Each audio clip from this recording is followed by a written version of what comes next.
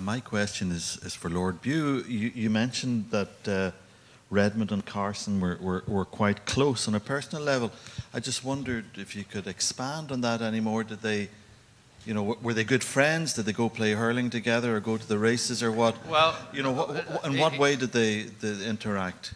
Well, it's the Munster Bar, it's the Trinity, so it's the shared professional and legal experience. And of course, Carson is a southerner, and we should never forget he speaks all the time in a very pronounced Dublin brogue. So culturally, actually, there is really no doubt that the two of them did actually get on reasonably well. The real bitterness is among other northern leaders, and I'm very struck by Sir Wilfrid Spender's papers, which have recently been published, for this period by the Ulster Historical Foundation, a fantastic volume. And Spender was a key figure in the Unionist opposition to Home Rule. And everything that Spender says in those papers is enormously bitter about Redmond, or anything that Redmond says, and even when Redmond is trying to be placatory, it's dismissed and swept to one side.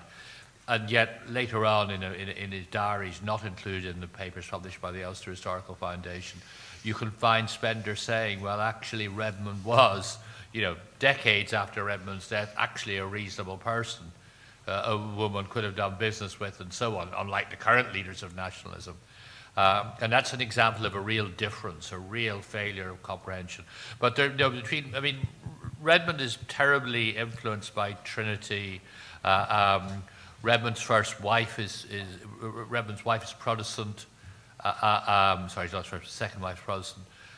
First having died quite some years before this, and so on. There's a whole sense in which culturally Redmond and Carson are very, very comfortable with each other.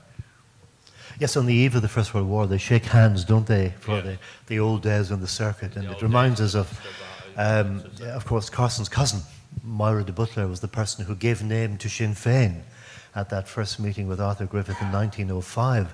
She was his Gaelic League aristocratic cousin, and she said that she was very fond of her cousin Ned.